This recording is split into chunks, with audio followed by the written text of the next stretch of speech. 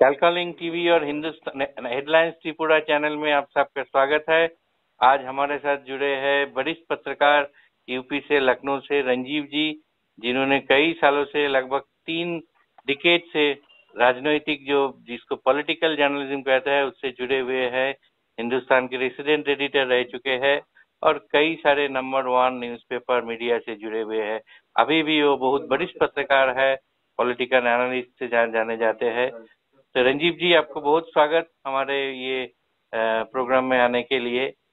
तो हमारा जो पहला सवाल ये है कि काल यूपी का चुनाव का जो नतीजा आने वाला है, सारे देश जिसके तरफ एकदम नजर लगा के बैठा हुआ है, तो आपको क्या लगता है क्या होने वाला है इस बार? ऋतिक जी नमस्कार। कैल कॉलिंग और हेडलाइंस त्रिपुरा में मुझे मौका देने के लिए बहुत बहुत धन्यवाद। मैं आपके सवाल पर सीधे आता हूं। देखिए, उत्तर प्रदेश सबसे बड़ा राज्य है और पॉलिटिकल कहावत ये है कि यहाँ जो जीत जाता है ये दिल्ली तक का रास्ता तय करता है। उस लिहाज से उत्तर प्रदेश का ये चुनाव बहुत इम्पोर्टेंट है, ये तो एक हिस्सा है। दूसरी जो बात आपने सवाल पूछी कि कल काउंटिंग होना है, उसमें क्या सीन लग रहा है। देखिए, मेरा अपना अनुमान जो है, मैं बहुत घुमा और मैंने देखा 403 सीट में, मेरा अपना अनुमान ये है कि इस बार इलेक्शन बहुत कांटे का है, यानी बहुत टाइट है, बहुत करीबी मुकाबला है, बहुत क्लोज फाइट होने का संभावना है। और 2 ही मेजर प्लेयर दिखाई दे रहे हैं, एक बीजेपी, दूसरा समाजवादी पार्टी का अलायंस। अब हमारा मानना है कि इसमें कोई भी फाइनली जीतेगा अगर, तो जीत हार का डिफरेंस 40-50 सीट से ज्यादा नहीं होना चाहिए, क्योंकि बहुत क्लोज कॉन्टेस्ट आप मान सकते हैं। क्योंकि यूपी में इसके पहले के 3-4 जो भी इलेक्शन ईयर 2000 के बाद हुए हैं, यानी इस सेंचुरी में, उसमें जीत हार का मार्जिन लगभग 100 सीट का रहा है मोरलेस। हमारा मानना है कि इस बार ऐसा नहीं होगा, इस बार कॉन्टेस्ट बड़ा क्लोज है। इस क्लोज कॉन्टेस्ट में कौन आगे आप पूछेंगे, तो ये भी अनुमान है, मेरा अनुमान है कि स्लाइट मार्जिन के साथ शायद समाजवादी पार्टी निकल जाए, बीजेपी थोड़ा सा पीछे रह जाएगी। ये मैं इसलिए कह रहा हूँ क्योंकि समाजवादी पार्टी को 2 बड़े वोटिंग ब्लॉक का वोट लगभग बहुत कंसोलिडेटेड तरीके से मिला है। एक यादव वोट, एक मुस्लिम कम्युनिटी का वोट, जो उसको रफली 100 सीट में बहुत कंफर्टेबल मार्जिन के साथ निकालने का क्षमता रखता है। अगर वो उन्होंने, जैसा हम लोगों का अनुमान है कि 100% तक तो नहीं, लेकिन 90% तक पोल किया हो। तो again coming back to the question, चुनाव बहुत करीब का लग रहा है। जो एग्जिट पोल के फिगर्स आए हैं वो एग्जैगरेटेड है, ऐसा मेरा मानना है। ऐसा शायद नहीं होगा, क्लोज कॉन्टेस्ट होगा with slight edge to BJP, माफ कीजिए, slight edge to Samajwadi Party ji. और अगर कुछ सीटें बहुत कम मार्जिन से समाजवादी पार्टी लूज कर गई तो हो सकता है कि बीजेपी इसको रिप्लेस कर ले, लेकिन इट्स ए क्लोज कॉन्टेस्ट, बहुत करीब का मुकाबला है और it could be anybody's game.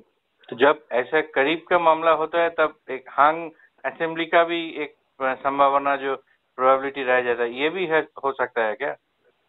बिल्कुल हो सकता है। और उत्तर प्रदेश में पिछले 3 चुनाव का अगर हम लोग देखें, 2007, 2012 और 2017, तो बहुत क्लीन और क्लियर मैंडेट उत्तर प्रदेश के लोगों ने दिया है। जिस पार्टी को दिया है उसकी सरकार बना दी है। इस बार अगर क्लोज कॉन्टेस्ट में कर रहा हूँ तो मैं इसको रूल आउट नहीं कर रहा हूँ कि कोई दोनों पार्टी हो सकता है कि 200 से नीचे, यानी यहाँ पर जो मिनिमम आपका कट ऑफ मार्क है हाफ वे, वो 202 का है। तो हो सकता है कि दोनों में से कोई मेजर प्लेयर 200 तक नहीं पहुंच पाए और एक हंग असेंबली हो जाए। और उत्तर प्रदेश में भी हम लोगों ने ये जो रिजॉर्ट पॉलिटिक्स है, विधायक लोगों को पकड़ के कहीं रिजॉर्ट में, होटल में रोको, उनको बचाओ पोचिंग होने से, तो हो सकता है कि हम लोग ऐसा भी पहली बार उत्तर प्रदेश में देखें, इसकी संभावना है। लेकिन चूंकि हम लोग मानकर चलते हैं, पॉलिटिकल साइंस के स्टूडेंट कह लीजिए, जर्नलिज्म के पुराने स्कूल के स्टूडेंट के नाते, कि डेमोक्रेसी में ऐसा नहीं हो तो अच्छा हो, यूपी की जनता अगर सीधे सीधे मैंडेट दे दे तो दैट इज आइडियल। लेकिन आपके सवाल का जवाब ये है कि हम इससे भी रूल आउट नहीं कर रहे हैं, क्योंकि क्लोज कॉन्टेस्ट में इसकी भी संभावना बनी रहती है जी।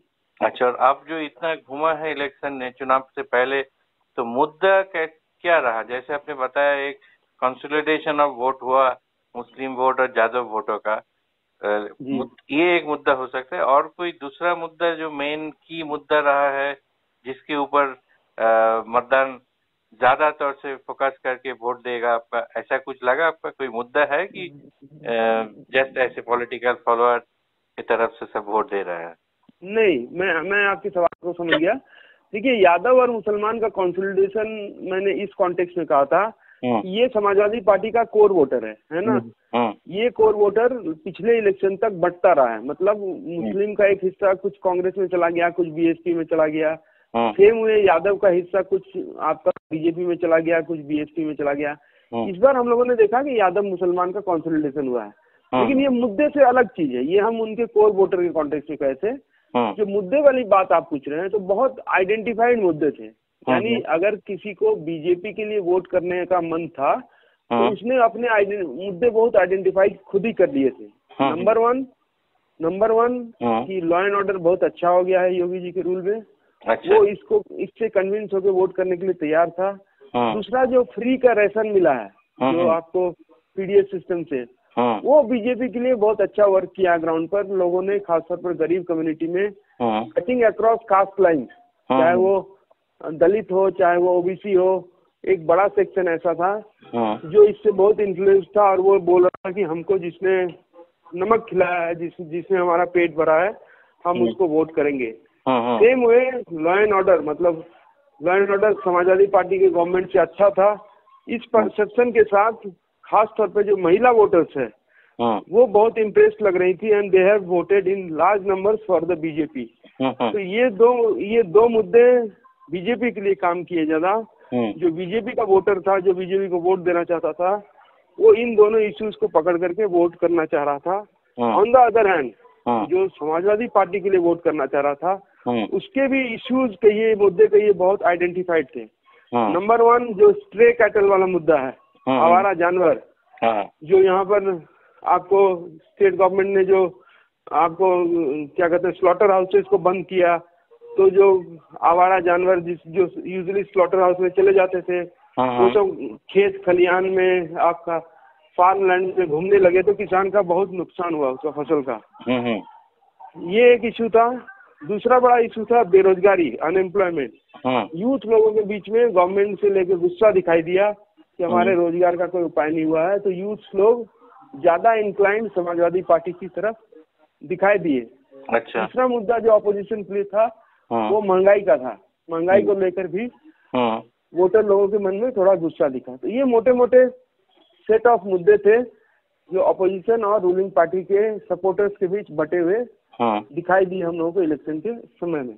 जी, ऐसे इस बार इतना ज्यादा जो टेम्पल पॉलिटिक्स जिसको कहते हैं या रिलीजियस पोलराइजेशन जिसको कहते हैं, ऐसा कुछ दिखाई नहीं दिया इस बार। हाँ जी, बिल्कुल। पिछले 4-5 चुनाव के कंपैरिजन में हम लोगों को पहली बार उत्तर प्रदेश में, जिसको आप कह सकते हैं कम्युनल लाइंस पर आपका इलेक्शन का कैंपेनिंग तो होने का कोशिश हुआ, लेकिन वोटर बेसिकली मंदिर मस्जिद में बंटने के बजाय इश्यूज को लेकर के ज्यादा कॉन्शियस और अलर्ट दिखाई दिया और उसी को बेस करके वोट दिया उसने। तो अल्टीमेटली लास्ट फेज, मतलब समझिए कि 4th-5th फेज आते आते पॉलिटिशियंस लोग भी समझ गए कि इश्यू पर ही उनको भाषण देना है। तो जो रेटोरिक था रिलीजन वाला, वो भी थोड़ा थोड़ा सबसाइड होता चला गया। अच्छा।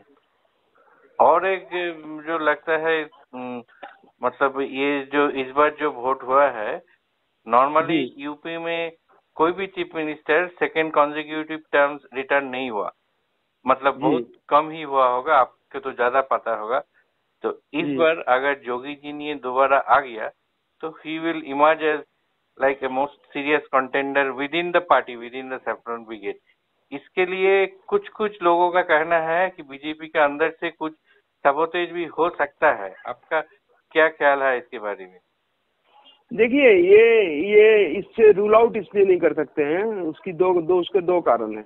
वी हैव टू रिमेम्बर कि उत्तर प्रदेश में इलेक्शंस के ठीक पहले, मतलब लास्ट ईयर के मेरे ख्याल से अगस्त सितंबर में बीजेपी हाईकमांड ने एक सीरियस मूव किया था टू रिप्लेस योगी आदित्यनाथ, है ना।